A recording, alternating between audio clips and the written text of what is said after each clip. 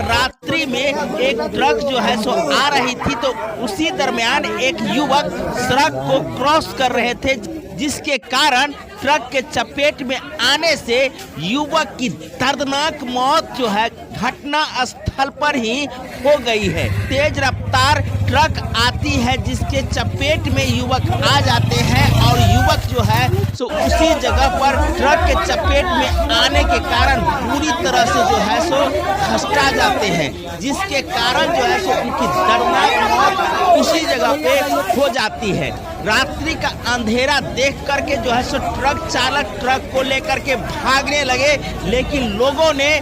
उस ट्रक को जो है सो अंबेडकर चौक से थोड़ा आगे लोहिया चौक पर जो है सो घेर लिया। उसके बाद ट्रक ड्राइवर को जो है सो घेर करके रख लिए। बता दें कि युवक की पहचान मिंटू राम के रूप में हुई है, जो